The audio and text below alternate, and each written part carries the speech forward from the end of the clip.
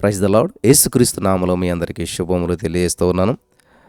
నేటి క్రైస్తవ లోకంలో మరి పరిశుద్ధాత్మ గురించి అనేక అపోహలు ఉన్నాయి కాబట్టి ఇవన్నిటిని మనం బయటకు పడటానికి ఒక అద్భుతమైన వాక్య ధ్యానం చేసుకుందాం. అపోస్తలుల కార్యాలు 2:17 దేవుడు చెప్పాడు, అంత్య దినములందు నేను నా ఆత్మను కుమ్మరించేదను. కాబట్టి ఇక్కడ పరిశుద్ధాత్ముడు అంటే ఎవరు? పరిశుద్ధాత్మ బాప్తిసం అంటే ఏంటి? మరి అత్యంత వివాదాస్పదమైనటువంటి నిర్లక్ష్యం చేయబడినటువంటి క్రైస్తవ అనుభవం ఇది. దీంట్లో మనం ముందుకెళ్ళిపోదాం. జాగ్రత్తగా వినాలని ప్రభు పేరట మనం చేస్తూ ఉన్నాను. అసలు పరిశుద్ధాత్మ దేవుడు ఎవరు? పరిశుద్ధాత్మ అంటే ఏదో స్త్రీలింగాన్ని వాడతారు చాలామంది. పరిశుద్ధాత్మ వచ్చింది పోయింది ఇట్లాగని కాదు. పరిశుద్ధాత్మ దేవుడు. చాలామంది క్రైస్తవులకి ఈ పరిశుద్ధాత్మ గురించినటువంటి సరైన అవగాహన లేదు. నిజానికి త్రిత్వం అన్నటువంటి పదం బైబిల్ గ్రంథంలోనే లేదు అసలని. ఈరోజు నేను త్రిత్వం గురించి అంత డీప్గా ఆ విషయాలు నేను మీతో చెప్పదలుచుకోలేదు, కానీ జాగ్రత్తగా వినాలి ప్రియులారా. కొన్ని విషయాలు మనం అర్థం చేసుకోవాలి. దేవుడు ఒక్కడే. మొదటి తిమోతి 2:5 అపోస్తలుడైన పౌలు గారు తిమోతికి చెప్తూ, దేవుడు ఒక్కడే, దేవునికిని నరులకును మధ్యవర్తియు ఒక్కడే, ఆయన క్రీస్తు యేసను నరుడు. ఆమేన్. ఈ సత్యాన్ని మీరు గ్రహించాలి. ఆయనే క్రీస్తు యేసు అనేటువంటి నరుడు. ముగ్గురు దేవుళ్ళు మనకు లేరు, దేవుడు ఒక్కరే. దేవుడు నేను దేవుడను అన్నాడు, కానీ మేము దేవుళ్ళము అని అనలేదు. ఎవరైనా తండ్రి, కుమార, పరిశుద్ధాత్మను వేరు వేరు వ్యక్తులుగా రుజువు చేయాలని చెప్పి ప్రయత్నిస్తే నిస్సందేహంగా, నిర్దాక్షిణంగా వాక్యము ద్వారానే అవమానపరచబడతారు వాళ్ళు. గమనించాలి. వింటున్నారా? కాబట్టి ఈ యొక్క మనిషి అయినటువంటి మానవుడైనటువంటి మన కొరకు, మన యొక్క విమోచన కొరకు ఒకే దేవుడు 3 విభిన్నమైన పాత్రను పోషిస్తూ ఉన్నాడు. గమనించాలి. ఒకే దేవుడు, ఒకే వ్యక్తి 3 పాత్రలు అంటానికి, ముగ్గురు వేరువేరు వ్యక్తులు అంటానికి చాలా వ్యత్యాసం ఉన్నదని గమనించాలి. ప్రియులారా గమనించాలి. వింటున్నారా? ఒకే వ్యక్తి 3 పాత్రలు అంటానికి, ముగ్గురు వేరు వ్యక్తులు అంటానికి చాలా తేడా ఉంది. కాబట్టి ఆయన దేవుడు, ఆయన సర్వాంతర్యామి. కాబట్టి ఒకే సమయంలో విభిన్నమైన పాత్రను పోషించగలుగుతాడు. ఆమేన్. ఆయనకు యుగయుగములు మహిమ కలుగును గాక. ఉదాహరణకి యేసుక్రీస్తు ప్రభువారు అంటాడు, యేసు ప్రభువారు గొర్రెపిల్ల కదా, లోక పాపను మోసుకొని పోయే గొర్రెపిల్ల. మళ్ళీ ఆయన ఏమంటాడు? కాపరి. గొర్రెపిల్ల ఆయనే, కాపరి ఆయనే. How is it possible? ఆలోచించండి. గొర్రెపిల్ల ఆయనే, కాపరి ఆయనే. ప్రార్థన నేర్పు దేవా అంటే పరలోకముందన మా తండ్రి అంటాడు. పరలోకంలో ఉన్న తండ్రి ఈయనే, ప్రార్థన నేర్పిస్తాను కుమారుడు ఈయనే. వింటున్నారా?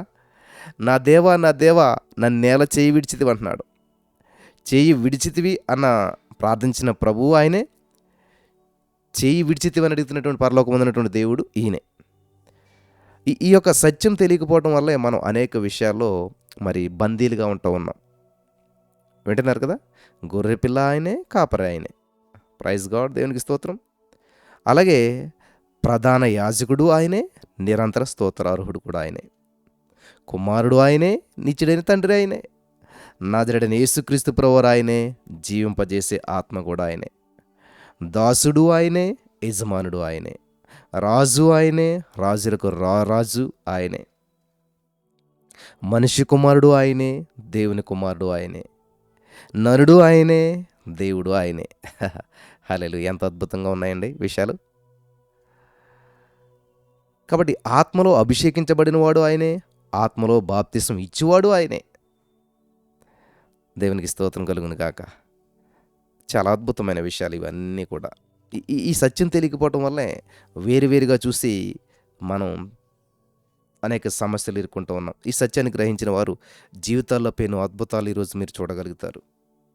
మొదటి రాజులు 8:27 ఆకాశ మహాకాశముల సహితము నిన్ను పట్టజాలవు. వింటున్నారా? ఆకాశ మహాకాశములు సహితము నిన్ను పట్టజాలవు అంటే దీన్ని బట్టి అర్థమవుతుందా దేవుడు ఎంత గొప్పవాడు? చాలాసార్లు యేసుప్రభువారు తండ్రిని గురించి పొగుడుతూ మహిమపరుస్తూ ఉండగా ఆయన శిష్యుల్లో ఒకడని ఫిలిప్పు గారు ఏమంటాడంటే, యేసుప్రభు యొక్క తండ్రిని చూడాలనుంది, ఆశ కలిగి ఏమంటాడు తెలుసా? చూడాలనుకుంటాడు. తప్పు కాదు చూడాలనుకోవటం. ఈనాడు చాలామందికి వచ్చినటువంటి సందేహమే ఆనాడు ఫిలిప్పు కూడా వచ్చింది. యోహాను సువార్త 14:8 అప్పుడు ఫిలిప్పు, ప్రభువా తండ్రిని మాకు కనపరచుము, మాకంతే చాలని ఆయనతో చెప్పగా, చూసారా యోహాను 14:8 ఫిలిప్పు తండ్రిని గురించి అడిగితే యేసు నన్ను ఎరుగవా అని ఎదురు ప్రశ్న వేశాడు. నన్ను ఎరుగవా? తండ్రి కుమారుని గురించి సరైనటువంటి అవగాహన రావాలంటే యోహాను సువార్త 14 మనకు దొరుకుతుంది. వింటున్నారా? తండ్రి కుమారుని గురించి సరైనటువంటి అవగాహన రావాలి. నీకున్న డౌట్స్ అన్నీ పోవాలి. నీకున్న బంధకాలన్నీ బయటకు పోవాలంటే వింటున్నారా ప్రియులరా? యోహాను సువార్త 14 బాగా చదవండి. ఎందుకంటే త్రిత్వాన్ని గురించినటువంటి సూటి ప్రశ్న ఇక్కడ ఉంది. ఇటువంటి ప్రశ్న బైబిల్ గ్రంథంలో ఎక్కడా కూడా రాయబడలేదు. యేసుప్రభు వారు ఏమన్నాడంటే, చదువుదామా? యోహాను సువార్త 14:9 యేసుప్రభు వారు, ఫిలిప్పు నేను ఇంతకాలము మీ వద్దున్నాను, నీవు నన్ను ఎరగవా? నన్ను చూసినవాడు తండ్రిని చూసి ఉన్నాడు కదా, తండ్రిని మాకు కనపరచమని ఎలా చెబుతున్నావు నువ్వు? ఎంత క్లారిటీగా దేవుడు సమాధానం ఇచ్చాడు చూడాలి. అంటే శిష్యులు ఇప్పటికే తండ్రిని చూస్తారని అర్థం. అనగా పరలోకములోనికి వెళ్ళి తండ్రిని చూసినట్లయితే నీకు యేసే కనిపిస్తాడు. ఆమేన్, హల్లెలూయా. ఏ తండ్రి అంటే ఏదోలా ఉంటాడని నువ్వు పరలోక రాజ్యం వెళ్దామనుకో, మన ఆత్మ దేవుని దయచేసిన దగ్గరికి వెళ్తుంది. కాబట్టి మన ఆత్మ పరలోక రాజ్యంలోకి వెళ్ళాక తండ్రి ఇంకా ఎలా ఉంటాడో అని చూడాలని ఆశపడితే యేసు ప్రభువే తండ్రి. యేసు ప్రభువే కనిపిస్తాడు అక్కడ తండ్రిని చూడాలనుకున్నట్లయితే. ఆమేన్, థ్యాంక్ యూ జీసస్, హల్లెలూయా. విన్నారా? పరలోకంలోనికి వెళ్ళి నువ్వు తండ్రిని చూడాలనుకున్నట్లయితే నీకు కనిపించేది యేసు ప్రభువారే. ఆమేన్ చెప్దాం అందరం, ఆమేన్. యోహాను సువార్త 14:7 మీరు చదివినట్లయితే, మీరు నన్ను ఎరిగి ఉంటే నా తండ్రిని ఎరిగిందురు, ఇప్పటి నుంచి మీరు ఆయనను ఎరుగుదురు, ఆయన చూచి ఉన్నారని చెప్పుదురు. యోహాను సువార్త 14:7 చెప్తున్నాడు. ప్రతిది వాక్యానుసారంగా మనం వెళ్దాం. వాక్యంలో ఏది ఉందో దాన్ని మనం ధ్యానం చేసుకుంటూ వెళ్దాం. యోహాను సువార్త 12:44-45 అంతట యేసు బిగ్గరగా ఇట్లనెను, నా యందు విశ్వాసముంచువాడు నా యందు కాదు, నన్ను పంపిన వాని యందే విశ్వాసముంచుచున్నాడు. నన్ను చూచువాడు నన్ను పంపిన వానినే చూస్తున్నాడు. ఆమేన్. యోహాను సువార్త 10:30 దేవుడు చెప్తున్నాడు, నేను తండ్రి ఏకమై ఉన్నాము. ఆమేన్. ఒక్కటై ఉన్నాము, ఒక్కటే. ఆమేన్. నేను తండ్రి ఒక్కటై ఉన్నాము, ఇద్దరం ఏకమై ఉన్నాం. ఇది చాలా అద్భుతమైనటువంటి ప్రియులరా, ఇది చాలా అద్భుతమైనటువంటి విషయం. థ్యాంక్ యూ జీసస్, హల్లెలూయా.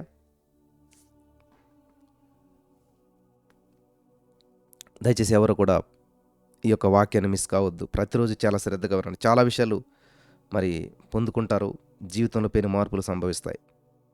యేసుప్రభు చెప్తున్న మాట, పరలోకంలో ఉన్న తండ్రి భూలోకంలో నేను ఇద్దరం ఒకటే, ఏకమై ఉన్నాం. యోహాను 10:30 చెప్పాడు యేసుప్రభు వారే.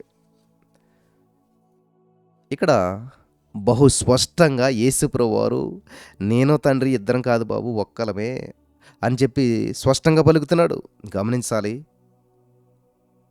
మా ఇద్దరికి ఏకత్వం ఉన్నదని చెప్పి యేసయ్య చెప్పడం లేదు. ఇద్దరం ఒక్కరే అంటున్నాడు. Father and I are one. అందుకే యూదులు ఆయన రాళ్లతో కొట్టి చంపాలని చెప్పి ప్రయత్నం చేశారు.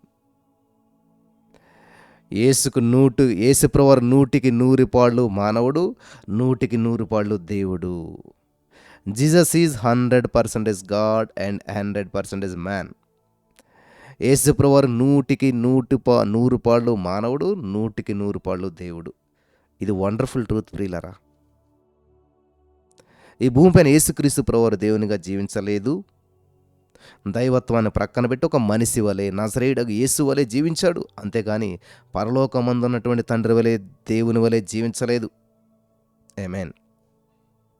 వింటున్నారా? భూలోకంలో మనిషిగానే జీవించాడు ఆయన.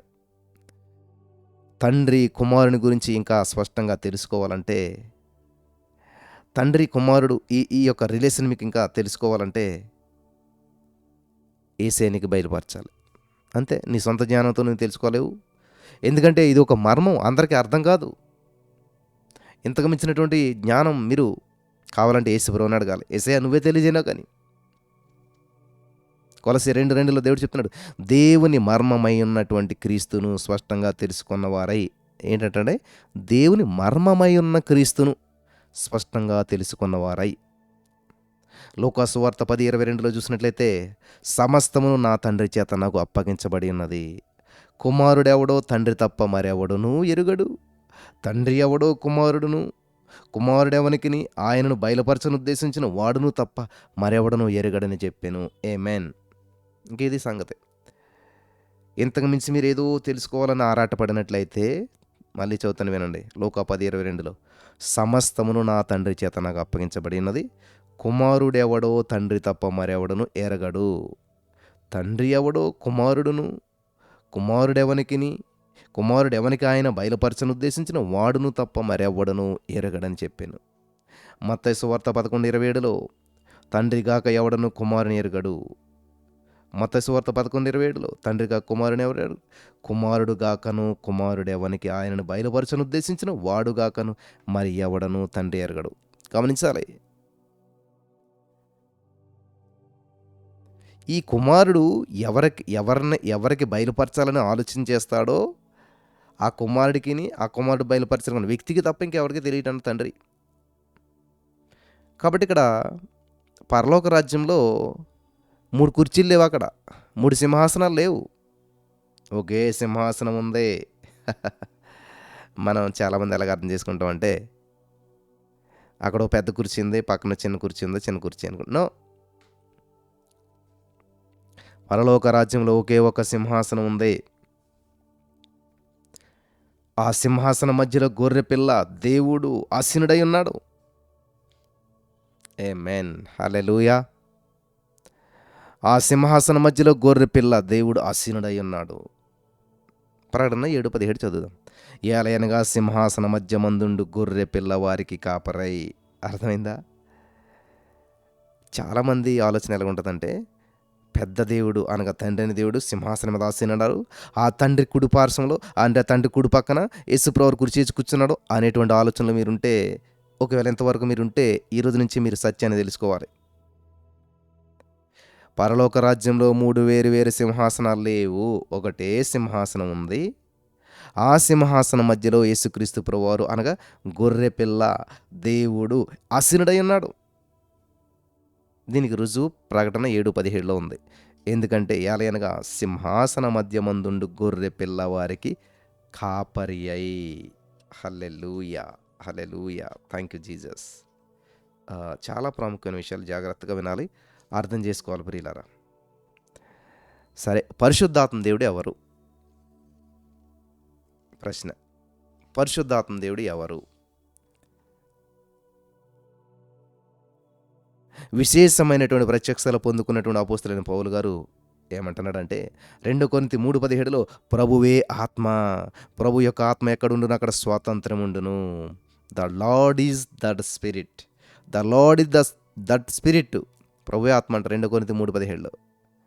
ఎవరు ఆ పరిశుద్ధాత్మ దేవుడు అంటే, యేసు ప్రభువే ఆ పరిశుద్ధాత్మ దేవుడు. దేహము లేని యేసు ప్రభువారు.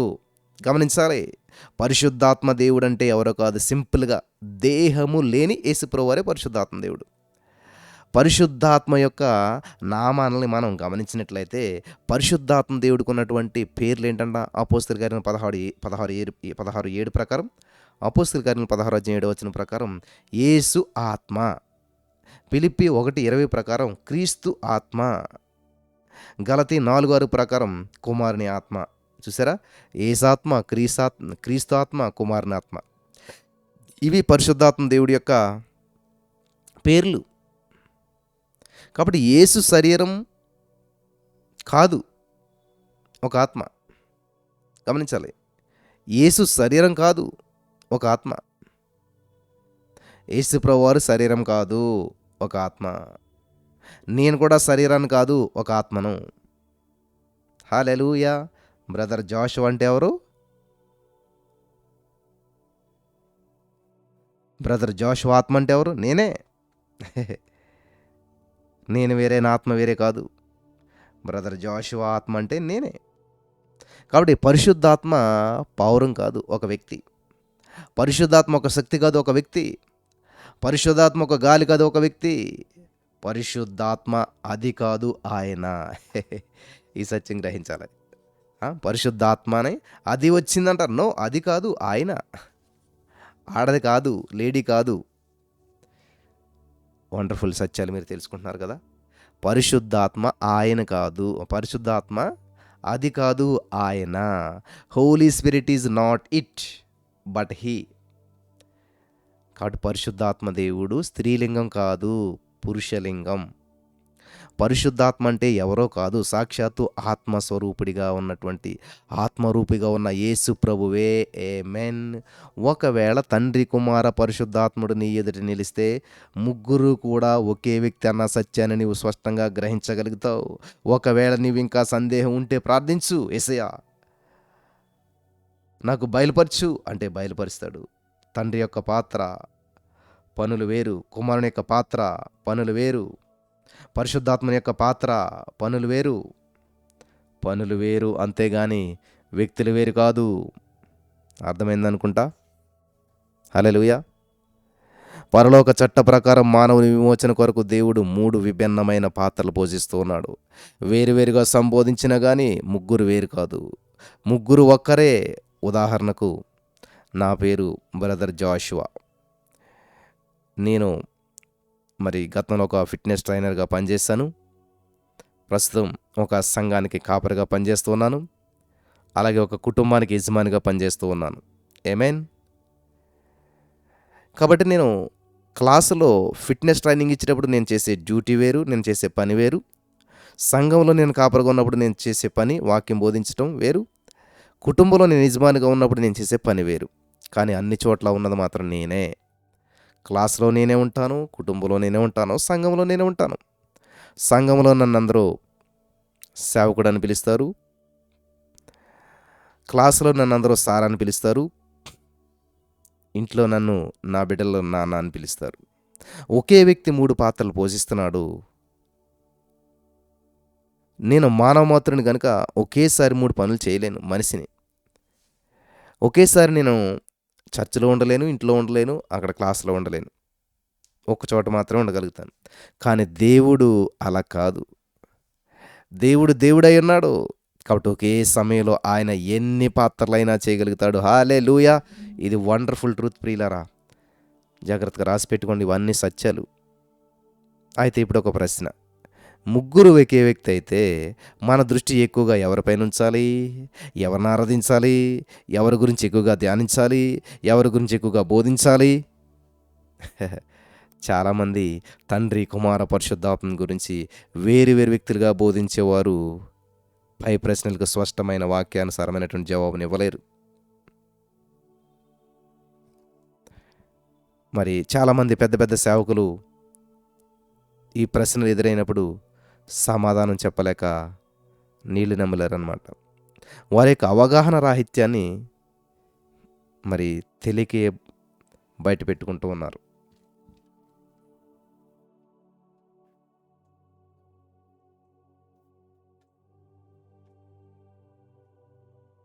గమనించాలి ప్రియులారా.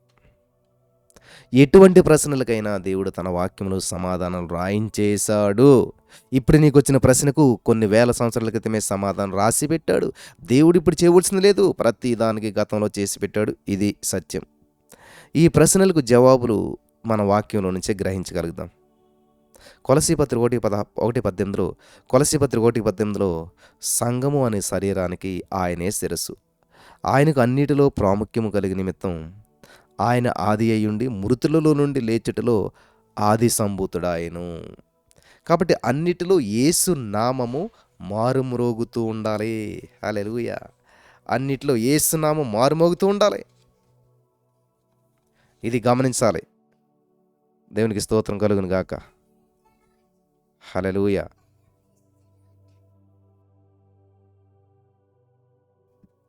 ఈ సత్యాన్ని మీరు గ్రహించాలని ప్రభు పేరిట మనం చేస్తూ ఉన్నాం. హెబ్రీ పత్రిక 12:1-2 చదివినట్లయితే, మనము కూడా ప్రతి భారమును సులువుగా చిక్కులు పెట్టు పాపను విడిచిపెట్టి విశ్వాసమునకు కర్తయు దానిని కొనసాగించువాడునని యేసు వైపు చూచుచు మన ఎదుట ఉంచబడిన పందెములో ఓపికతో పరిగెత్తుదము. In the name of Jesus. ఓపికతో పరిగెత్తాలి. మన అనుదిన జీవితంలో మన దృష్టి అంతా కూడా యేసుపైనే ఉండాలి. ఆమేన్. మన అనుదిన జీవితంలో మన దృష్టి అంతా కూడా యేసుపైనే ఉండాలి. రోమా 9:5 చూసినట్లయితే, యేసు ప్రభు సర్వాధికారి అయినటువంటి దేవుడై ఉండి నిరంతరము స్తోత్రార్హుడై ఉన్నాడు. ఆమేన్. నిరంతరం అంటే ఎల్లప్పుడూ అని అర్థం కాదు కదా. నిరంతరం అంటే ఎల్లప్పుడూ అని అర్థం. నిరంతరం అంటే ఎల్లప్పుడూ అని అర్థం. కాబట్టి మనం నిరంతరము యేసు ప్రభునే స్తుతించుతూ ఉండాలి. ఆమేన్. యేసు ప్రభు సర్వాధికారి అయిన దేవుడని నిరంతరము స్తోత్రార్హుడై ఉన్నాడు. అంటే ఇక్కడ చాలా స్పష్టంగా మనం స్తుతించవలసింది ఎవరిని, స్తోత్రించవలసింది ఎవరిని, ఆరాధించవలసింది ఎవరిని క్లారిటీ వచ్చేసింది వాక్యంలో నుంచే. ఎవరిని ఆరాధించాలి? పరిశుద్ధాత్మనా, తండ్రినా? ఎవరినండి? యేసు ప్రభుని. క్లారిటీ వచ్చేసింది కదా. తెలిసిందా ఇప్పుడు ఎవరిని ఆరాధించాలో? రోమా 9:5 పట్టుకోండి పిల్లలు. యేసు ప్రభు సర్వాధికారి అయిన దేవుడు నిరంతరము స్తోత్రార్హుడై ఉన్నాడు. ఆమేన్. నిరంతరం అంటే ఎల్లప్పుడూ అని అర్థం అన్నాడు. కాబట్టి మనం నిరంతరం యేసు ప్రభునే స్తుతిస్తూ ఉండాలి. యోహాను 5:23 యోహాను సువార్త 5:23 చదివినట్లయితే, అక్కడ ప్రియులారా ఒక సత్యం ఉన్నది. ఏంటంటే, కుమారుని గణపరచని వాడు ఆయనను పంపిన తండ్రిని గణపరచడు. యోహాను సువార్త 5:23. దేవుణ్ణి గణపరచకపోతే తండ్రిని కూడా గణపరచట్లేదని చెప్తున్నాడు ఇక్కడ. కుమారుని గణపరచువాడే తండ్రిని గణపరచువాడు. హల్లెలూయా. అంటే కుమారుని ఆరాధిస్తే తండ్రిని ఆరాధించినట్లే. కాబట్టి ఆరాధనకు కేంద్రము యేసు ప్రభువే. ఆరాధించే సమయంలో నీ మనసు యేసయ్యపై ఉండాలి. పరిశుద్ధాత్మని యొక్క ముఖ్యమైన పని ఏంటి అని మనం చూసినట్లయితే, యోహాను సువార్త 16:14 ఆయన నా వాటిలోనివి తీసుకుని మీకు తెలియజేయను గనుక నన్ను మహిమపరచు. వింటున్నారా? పరిశుద్ధాత్మ దేవుడు తన గురించి తాను ఎప్పుడు కూడా చెప్పుకోడు. కానీ యేసయ్య గురించే ఎప్పుడు ఆయన తెలియజేస్తూ ఉంటాడు. తండ్రి యొక్క పని యేసును మహిమపరచడం, పరిశుద్ధాత్మ యొక్క పని యేసును మహిమపరచడం. కాబట్టి మన యొక్క ముఖ్యమైన పని కూడా యేసును మహిమపరచడమే ఉండాలి. ఆమేన్. అందుకనే పూర్వం మన ముందు పూర్వీకులకి తండ్రి గురించి తెలీదు, పరిశుద్ధాత్మ గురించి తెలీదు. కేవలం యేసు ప్రభువారే. వాళ్ళు ఏం చేసిన యేసు ప్రభువారికే చేశారు. అందుకనే వాళ్ళు ఆశీర్వదించబడ్డారు, వర్ధిల్లుతూ వచ్చారు. అపోస్తలుడైన పౌలు గారి బోధన మనం గమనించినట్లయితే కేవలం ఒక్క వాక్యంలోనే మనం గ్రహించగలుగుతాం. అపోస్తలుల కార్యములు 28:31 పౌలు దేవుని రాజ్యమును గురించి ప్రకటిస్తూ ప్రభువైన యేసుక్రీస్తుని గురించిన సంగతులు బోధించుచూ ఉండెను. ఎవరి గురించిన సంగతులు? యేసుక్రీస్తు ప్రభువారి గురించిన సంగతులు బోధిస్తూ ఉన్నాడంట. Amen. In the name of Jesus. సత్యం గ్రహించాలి. చాలా అద్భుతమైన విషయాలు. ఈ రోజున మరింత కాలానికి పరిశుద్ధాత్మ దేవుడు మనకి ఒక అవకాశం ఇచ్చి నడిపిస్తున్నాడు. చాలా జాగ్రత్తగా వింటూ నేర్చుకోవాలని మీ అందరికీ నేను ప్రేమపూర్వకంగా మనవి చేస్తూ ఉన్నాను. హల్లెలూయా. వింటున్నారా? సత్యం మిమ్మల్ని స్వతంత్రం చేస్తుంది. ఏంటంటే దేవుని రాజ్యం గురించి ప్రకటిస్తూ ప్రభువైన యేసుక్రీస్తుని గురించిన సంగతులు బోధిస్తూ ఉన్నాడు అపోస్తలుడైన పౌలు గారు. ఈనాడు మనం బోధించవలసింది బైబిల్ అంతా కాదు, కానీ బైబిల్ అంతటిలో యేసుని గురించి బోధించాలి. పాతగిలిపోయినటువంటి పాత నిబంధన కాదు, కానీ క్రొత్త నిబంధన మనం బోధించాలి. ఒకవేళ పాత నిబంధన బోధించవలసి వస్తే క్రొత్త నిబంధన వెలుగులోనే బోధించాలి. ఆమేన్. హల్లెలూయా. ప్రకటన 5:12 ప్రకారం వారు వధించబడిన గొర్రె పిల్ల శక్తియు, ఐశ్వర్యమును, జ్ఞానమును, బలమును, ఘనతయు, మహిమయు, స్తోత్రమును పొందనర్హుడని చెప్పి గొప్ప స్వరంతో చెప్పుచూ ఉన్నారు.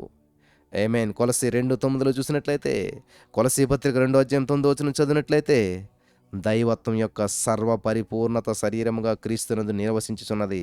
ఏంటంటే సర్వపరిపూర్ణత, దైవత్వం యొక్క సర్వపరిపూర్ణత యేసు ప్రభువారి శరీరంలో నివసిస్తూ ఉన్నదంట క్రీస్తునందు. ఈ సంగతులన్నీ కూడా మనందరికీ బయలుపరుస్తున్నటువంటి యేసుప్రభు వారికి కోట్ల కొలది కృతజ్ఞతలు చెప్దామా? స్తుతులు చెల్లిందామా? చాలా అమూల్యమైన సత్యాలివి. చెప్పండి, స్తుతులు చెప్పండి దేవునికి. ఓ థ్యాంక్ యూ జీసస్, ఎన్ని అమూల్యమైన సత్యాలు మాకు నేర్పిస్తున్నందుకు వందనాలు. Thank you, thank you, thank you lord. కృతజ్ఞతలు చెప్పండి, దేవుని స్తుతించండి. ఆమేన్. ఎందుకంటే గలతీ 1:12లో, గలతీ పత్రిక 1:12 మనుషుని వలన దానిని నేను పొందలేదు, నాకెవడను దాన్ని బోధించలేదు, కానీ యేసుక్రీస్తు బయలుపరచడం వలనే అది నాకు లభించినది. దేవుడొక్కడే, ముగ్గురు కాదు. మనకు ముగ్గురు దేవుళ్ళు లేరు, మనకు ఒకే ఒక్క దేవుడున్నాడు. ఆయనే యేసు. ఆయనే యేసు. సింహాసనం మధ్యలో ఉన్న ఆసీనుడా, అత్యున్నతుడా, సర్వాధికారి అయినటువంటి దేవుడైనటువంటి నిరంతరం స్తోత్రార్హుడా, మహిమ నీకే, ఘనత నీకే, నిరంతర స్తోత్రార్హుడా. హల్లెలూయా. చివరగా ఒక వచనం చదివి ఈరోజు మరి ముగించుకుందాం. తర్వాత పరిశుద్ధాత్మ బాప్తిసం గురించి రేపటి కాల సమయంలో ధ్యానం చేసుకుందాం. కొలస్సీ 1:16లో సర్వమును ఆయన యందు, అంటే ఇక్కడ ఆయన అన్న ప్లేస్లో ఏసు అని పెట్టుకోండి మీరు. కొలస్సీ 1:16లో ఆయన అన్న దగ్గరల్లా కూడా ఏసు అని పెట్టుకుని చదివితే మీకు బాగుంటుంది. ఫస్ట్ నేను మామూలుగా చదువుతాను, తర్వాత ఏసు అని పెట్టి చదువుతాను.